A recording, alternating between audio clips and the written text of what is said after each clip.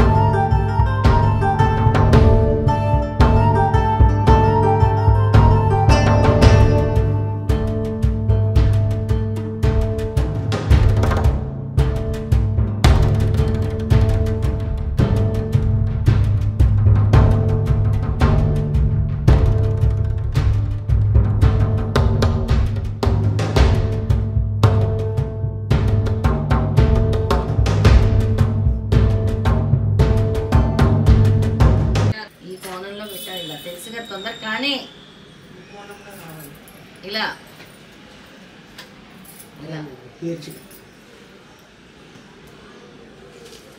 Direction అన్ని direction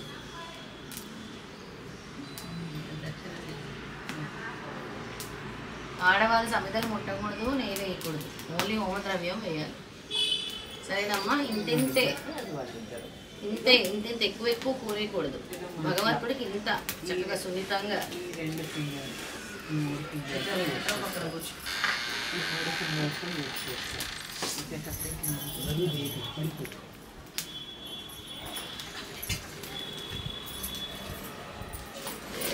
అదేమి దగ్గర ఉండాలి. ఏం చేసేది అమ్మ? అందరూ చెప్పాలి. ఇక్కడ కూర్చున్న వాళ్ళు, అక్కడ కూర్చున్న వాళ్ళు అందరూ చెప్పండి. భూలోకే ధర్మస్థాపనార్థం సర్వేషాం జనానాం సుఖశాంతి సిద్ధ్యర్థం దత్తాత్రేయ హోమ కార్యక్రమం యథాశక్తి కరిష్యే. భూలోకే ధర్మస్థాపనార్థం సర్వేషాం జనానాం సుఖశాంతి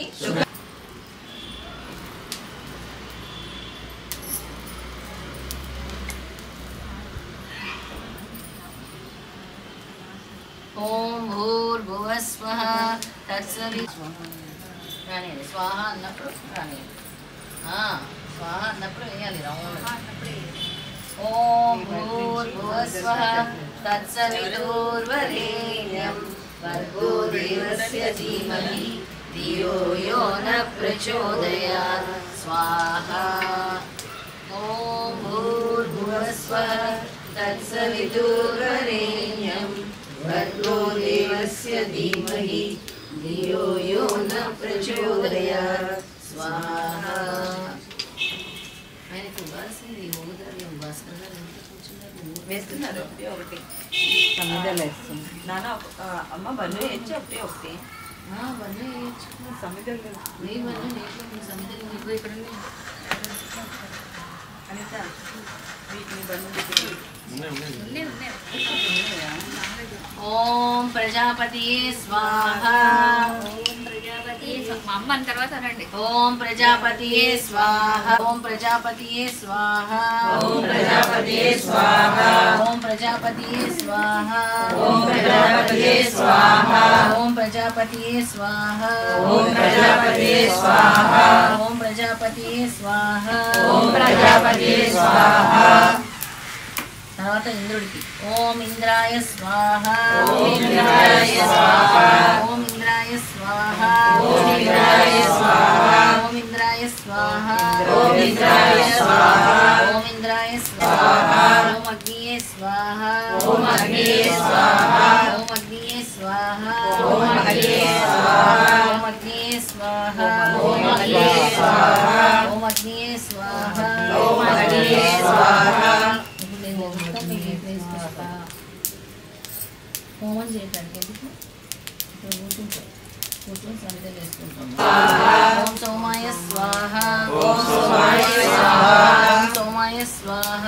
ఓం సోమాయ స్వాహ. ఓం శ్రీ గురుదేవదత్త శ్రీ గురుదత్త శ్రీపాద శ్రీ వల్లభ స్వామినే నమః. దత్త మాలాధారణ అని మా అమ్మగారు చెప్పినగానే మా అందరికీ ఎంతో సంతోషమైంది. అసలు మాట వింటేనే మా అందరికీ ఎంతో సంతోషమైంది. ముందు 11 రోజులు మాలధారణ వేసుకోవాలి అనుకున్నాము, కానీ నేను 49 రోజులు మాలాధారణ తీసుకుంటున్నాను. ఎందుకంటే ఇక్కడ స్వామి దగ్గరికి వచ్చిన మొదలు అనుక్షణం ప్రతి క్షణం ఆయన మమ్మల్ని వెన్నుండి రక్షిస్తున్నారు మమ్మల్ని. అందుకు కృతజ్ఞతగా నేను మాలాధారణ చేసుకుంటున్నాను. ఫస్ట్ అమ్మ వీడియోస్ రెడ్డి టీవీలో చూడటం, తర్వాత ఎలాగైనా కానీ అమ్మని కలవాలి అనుకోవటం, తర్వాత ఈ పీఠం పెట్టడం ద్వారా అమ్మ దగ్గరికి నేను రాగలిగాను. వచ్చిన తర్వాత కొద్ది రోజులకే మా అబ్బాయికి కిడ్నీ ప్రాబ్లం ఉండేది. స్వామికి ఇలాగే చెప్పుకున్నా, తండ్రి నువ్వే ఉన్నావు తగ్గించాలి అని చెప్పి. ఎవ్రీ మంత్ ఏదో ఒక ప్రాబ్లం చూపిస్తూనే ఉంది, అది ఎక్కువ ఉంది, ఇది తక్కువ ఉంది, ఇది ఎక్కువ ఉంది అని చెప్పి. కానీ స్వామి దగ్గరికి వచ్చి రాగానే అన్నీ నార్మల్ అయినాయి. ఇప్పుడు వాడు ఫుల్ హెల్తీగా ఉన్నాడు. అలాగే 1 ఇయర్గా ఎడ్యుకేషన్ అయిపోయినా కానీ ఖాళీగా ఉన్నాడు. జాబ్ గురించి కూడా అలాగే అనుకున్నా, అందరికీ జాబ్ వచ్చేసింది ఆ వయసు వాళ్ళకి, నువ్వే చూసుకోవాలి స్వామి అని చెప్పి. ఇప్పుడు మంచి జాబ్ వచ్చింది. అమ్మ చెప్పారు, అమ్మ ఏది చెప్తే ఇంకా శ్రీపాదుడు అది చెప్పినట్టే అది వచ్చేస్తుంది. ఇంకా అవి జరిగిన కృతజ్ఞతగా నేను ఎంతో ఆనందంతో దత్తమాలాధారణ స్వీకరించాను. అసలు ఇంకా మాలధారణ అయిపోతుంది అంటేనే అరే అప్పుడే అయిపోయిందా, మాకు అప్పుడే ధారణ విసర్జన చేయాలా అని అనిపించేస్తుంది, అంత బాధ అనిపిస్తుంది. అందుకే నేను దత్త జయంతి వరకు కూడా మాలధారణ చేస్తున్నాను.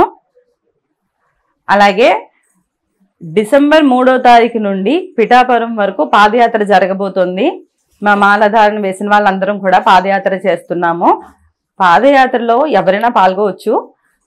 ఎలాంటి కర్మలైనా, ఎలాంటి పితృశాపాలు కానీ, ఎలాంటి పను అంటే ఇంకా ఏమనుకున్నా కానీ అరే మా బాధలు తీరటం లేదు, మేము ఇంత బాధల్లో ఉన్నాం, కష్టాల్లో ఉన్నాం అని అనుకున్న వాళ్ళు ఎవరైనా సరే పాదయాత్రలో పాల్గొవచ్చు.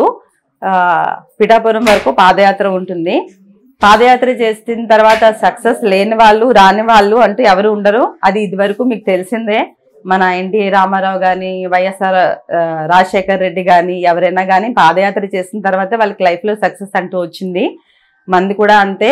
లైఫ్లో ఎలాంటి ప్రాబ్లం లేకుండా సక్సెస్ రావాలి అనుకున్నా, ఎలాంటి ప్రాబ్లమ్స్ లేకుండా ఉండాలి అనుకున్నా పాదయాత్రలో పార్టిసిపేట్ చేయండి. అలాగే ఇక్కడ మన శ్రీపాద వల్లభుడు స్వయంగా ఇక్కడ ఉన్నారు, దానికి సాక్ష్యం నేనే. ఎన్నో లీలలు చూస్తూనే ఉన్నాను ఇక్కడ ప్రతి నిమిషం ప్రతి క్షణం. కాబట్టి అందరూ కూడా మనస్ఫూర్తిగా నమ్మి ఇక్కడికి వచ్చి మీ సమస్యలను తీర్చుకోండి. నా పేరు గ్రీష్మ, నేను అల్వాల్లో ఉంటాను. గత 4 yearsగా నాకు ఈ ప్రాబ్లంతో ఫేస్ అవుతున్నాను. బ్లాక్ మ్యాజిక్ అని చెప్పేసి బ్లాక్ మ్యాజిక్ ప్రాబ్లంతో చాలా ఫేస్ అవుతున్నాను 4 years నుంచి. సో ఇక్కడికి ఎప్పుడైతే అమ్మని కలిశానో అప్పటి నుంచి నాకు ప్రాబ్లం కొంచెం కొంచెంగా సార్ట్ అవుట్ అవుతుంది. లైక్ ఇంకా అమ్మ ఇంకా దత్త ఇద్దరు కలలో రావడం, సో అలా కనపడడం వల్ల నేను ఇక్కడికి వచ్చి దర్శనం చేసుకోవడం జరిగింది. ఇక్కడికి వచ్చాక ఫస్ట్ డే అయితే చాలా ప్రాబ్లం అయింది నాకు. కనీసం ఇట్లా చదవడానికి కూడా, పారాయణం చేయడానికి కూడా చాలా ప్రాబ్లం అయింది. ఇప్పటికే వచ్చి ఇక్కడ 1 week అవుతుంది. చదవడం వల్ల నాకు పూర్తిగా ఒక 50% ప్రాబ్లం అయితే తగ్గిపోయింది. ఎట్లా అంటే డే బై డే కొంచెం కొంచెం నాకు ప్రాబ్లం అనేది చాలా డిక్రీజ్ అవుతూ వస్తుంది. ఇవాళకి కొంచెం ప్రశాంతంగా ఉన్నట్టు ఇట్లా అనిపిస్తుంది. లత అమ్మగారు ఇంకా శ్రీపాదుల వారు ఇద్దరు కళలోకి రావడం వల్ల, ఇద్దరు కళలోకి స్వప్న దర్శనం ఇట్లా ఒక 7 to 8 times కనిపించడం వల్ల నాకు అర్థం కాలేదు అసలు లత అమ్మ ఎవరెవరు అని చెప్పేసి. సో తనని నేను రెట్టి విభక్తిలో చూశాను యాక్చువల్గా. సో ఈ మేడం కళలో వస్తున్నారు, శ్రీపాదుడు ఇద్దరు కళలో వస్తున్నారు, అదేంటో అర్థం కాలేదు. సో ఈ అడ్రస్ కూడా తెలియదు నాకు ఇక్కడ.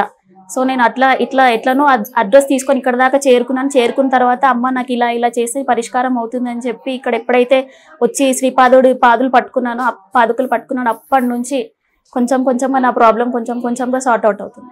అందరికీ నమస్కారం అండి. నా పేరు వెంకట్రావు. మేము ఒంగోలు దగ్గర దీక్ష వేసుకోవడానికి ప్రధానమైన కారణము మాకు కొన్ని ఆర్థికపరమైన ఇబ్బందులు, అవన్నీ తొందరగా స్వామి తీర్చాలని ఈ దీక్షను తీసుకోవడం జరిగింది. అది ఒకటి. దానికంటే ముందు కూడా మాకు స్వామి చాలా మేలు చేశారు. మేము హైదరాబాద్ నుంచి ఆంధ్రాకి బండి మీద వెళ్తున్నప్పుడు మా బండికి సైడ్కి బ్యాగులు కట్టాము. ఆ బ్యాగులన్నీ ఓవర్ హీట్ వల్ల సైలెన్సర్ మీద పెట్టడం వల్ల అవి కాలిపోయేవి. అది జరిగింది. అది కామన్గా చిన్న విషయమే అనుకొని అవి మంటలను నార్పేసుకొని మాకు అవసరమైనవి ఉన్న వస్తువులు అవి తీసుకొని మళ్ళీ బయలుదేరాము. మళ్ళీ కొంత దూరం వెళ్ళంగానే నా దగ్గర ఉన్న అత్తగారు బండి మీద నుంచి కింద పడ్డారు. అప్పుడు స్వామి మా అదృష్టవశాత్తు మా వెనకాల ఎలాంటి పెద్ద వెహికల్స్ కానీ, కార్లు కానీ, పోనీ ఏదన్నా స్పీడ్గా వచ్చే వెహికల్స్ ఏవి కూడా లేకపోవడం వల్ల మాకు ఎలాంటి ఇబ్బంది జరగలేదు. ఇక చిన్న దెబ్బతోటి మేము ఆ యాక్సిడెంట్ నుంచి మేము తప్పించుకోవడం జరిగింది. కాబట్టి కొన్ని సందర్భాలలో స్వామిని మేము గత కొంతకాలంగా నమ్మి ఇక్కడే పీఠంలోనే ఉంటున్నాం, పీఠంలోకి వస్తున్నాం, వెళ్తున్నాం, స్వామికి సేవ చేస్తున్నాం, ఇలా చేస్తూనే ఉన్నాము. కానీ అందరూ కూడా అంతా మంచిగా జరగాలి, వచ్చి రంగాలనే మంచిగా జరగాలి, మాకు అవి రావాలి, ఇవి రావాలి, సంపద పెరగాలి, డబ్బులు రావాలి అని అట్లా ఎన్నో అనుకుంటా వస్తూ ఉంటారు. కానీ అవన్నీ మనం స్వామి దగ్గరికి వచ్చినప్పుడు మనం ఏది ఎక్స్పెక్ట్ చేయకూడదు. ఫస్ట్ మెయిన్ అనుకోని సంఘటనల వలన అనుకోకుండా మనకి ఎప్పుడు ఏ టైంకి ఏ రూపంలో ఇవ్వాలో ఆయన మనకి దత్తదర్శనం మనకి కంపల్సరీ ఇస్తారు. అది మనం ఒక డబ్బు రూపంలోనే మన ఆర్థికపరమైన స్థితిగతులను బేస్ చేసుకొని ఆలోచించకూడదు. అది మన ఆరోగ్యాన్ని బట్టి ఉంటుంది, సంపదలను బట్టి ఉంటుంది, మన యొక్క పరిస్థితులను బట్టి, మన యొక్క పూర్వ కర్మలను బట్టి, మనం చేసే తప్పులను కూడా ఆయన సరిచేసిన తర్వాతనే మనకి ఏమి ఇవ్వాలో, ఎలా ఇవ్వాలో అనేది కూడా ఆయన చూస్తాడు. కాబట్టి ఇదే క్రమంగా నాకు దత్త దీక్ష తీసుకోగానే మాకు కొన్ని ఆర్థికపరమైన ఇబ్బందులు ఉన్నాయి. అవన్నీ కూడా త్వరగా తీరిపోవాలని, మాకు కొంతమంది డబ్బులు ఇవ్వాలి, అవన్నీ ఎగ్గొట్టారు. అట్లాంటి వాళ్ళకి మనసు మార్చి దేవుడు త్వరగా మాకు ఆ డబ్బులు వారి నుంచి ఇప్పించి వాటిని మాకు ఆ ఇబ్బందుల నుంచి మమ్మల్ని గట్టెక్కించాలని ఈ దీక్ష తీసుకోవడం జరిగింది. ఈ దీక్ష తీసుకున్న మొదల నుంచి నాకు కొన్ని మళ్ళీ ప్రాబ్లమ్స్ స్టార్టింగ్ నుంచే మొదలైనవి. కానీ అన్నంత మాత్రాన మనము స్వామి మనం మాలేసినా కానీ మనకి మంచి జరగట్లేదు, మంచి చేయట్లేదు అని మనం అనుకోవడం చాలా తప్పది. ఎందుకు అంటే మనం ఎన్నో తప్పులు చేస్తున్నాం. ఇప్పుడు మనకు తెలిసి నేను చాలా తప్పులు చేస్తున్నాను. ఆ తప్పులు ఏమిటి నాకు తెలుసు. కాబట్టి స్వామి సత్యం గల దేవుడు కాబట్టి, మనం పిలిచిన పలికే దేవుడు కాబట్టి, ఆయన దగ్గర మన సద్గురువు కాబట్టి ఆయన దగ్గర మనము ఏమి చేసినది ప్రతి ఒక్కటి ఆయనకి తెలుసు. అవన్నీ పూర్తి అయిన తర్వాత మన కర్మలన్నీ తప్పించి మనకున్న ఇబ్బందులన్నీ ఆయన మాయం చేసి అవన్నీ తీరిపోయేటట్టుగా ఆయన కరుణించి, ఆయన కరుణ తర్వాతనే మనకి ఏది రావాలన్నా, ఏ సంపదలు రావాలన్నా, ఏ ఆరోగ్యం రావాలన్నా, ఏం రావాలన్నా ఆయన కరుణ తర్వాతనే మనకు వస్తాయి. అవన్నీ కూడా మనకున్న పాపాలన్నీ ఆయన తుడిచివేసిన తర్వాతనే వస్తాయి. అవన్నీ కూడా ఫస్ట్ మనం ఆయనకి సేవ చేసిన తర్వాతనే అవన్నీ కూడా పోతాయి. కాబట్టి స్వామి మనకి మనం ఏం చేయట్లేదు, ఏం జరగట్లేదు అని ఆలోచించుకోవటం, చేయటం అనేది చాలా పెద్ద తప్పు అది.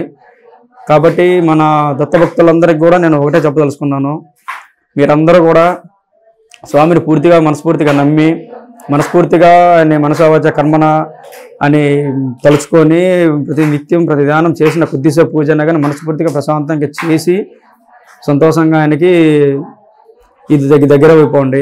ఆయన దగ్గర మీరు అంత దగ్గర కొంది మీకు అంత మంచి జరుగుతుంది. అది మాత్రం నిజము. కానీ మీరు ప్రతిదీ మాకు వచ్చి రాగానే మన పేటలకు కొంతమంది వస్తుంటారు, వచ్చి రాగానే మాకు అది జరగలేదు, ఇది జరగలేదు, అది ఇదని ఎక్స్పెక్టింగ్ పెట్టుకొని వస్తూ ఉంటారు. తర్వాత మళ్ళీ రారోళ్ళు. ప్రతి ఒక్కటి మనకు ఉన్నాయి అనుకున్నంత పదాలు అన్ని పనులు అయితే మనం ఇట్లా ఉంటాం కదండి. మనం ఎన్నో పాపాలు చేస్తుంటాం, అన్నీ జరుగుంటాయి. కాబట్టి అవన్నీ పూర్తయిన తర్వాత ఒకటొకటి ఇస్తూ ఉంటాడు స్వామి. మీకు వచ్చే రంగాల్లో మనకి మూటలు తీసుకొచ్చి ఇవ్వడు. దయచేసి అదొక్కటి ఆలోచన చేసుకొని దేవుడికి దగ్గరగా రండి, దేవుడిని నమ్ముకోండి. మన దత్తుడు మనల్ని ఎప్పుడు వెంటుంటే మనల్ని కాపాడుతూనే ఉంటాడు. మీరు అది ఒక్క విషయంలో మాత్రం చాలా ముఖ్యము. దత్తాత్రేయ స్వామి మనకి ఎప్పుడు మన అంటూ ఉంటాడు. దయచేసి మీరు అది అర్థం చేసుకోండి.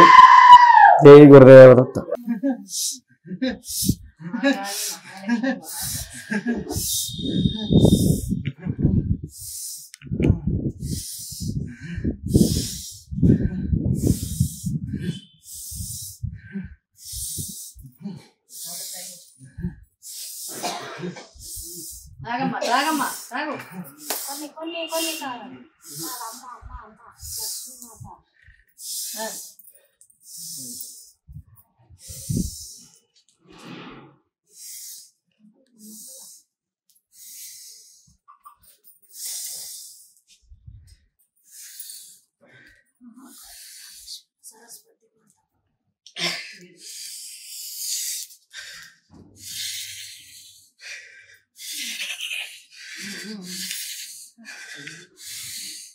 ఏంటమ్మా ఆనందంతో వచ్చావా తల్లి? ఆనందంతో వచ్చావా?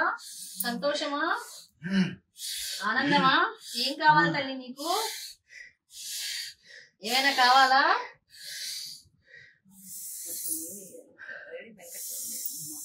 దేవి కొంచెం రౌండ్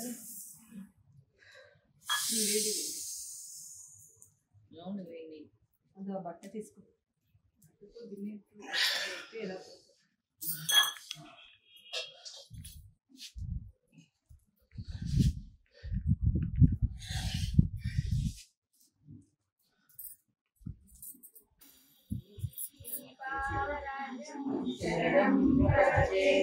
శ్రీదత్తరాజం శరణం ప్రపద్యే శ్రీమదనంత శ్రీ విభూషిత ఫలలక్ష్మీ నరసింహరాజ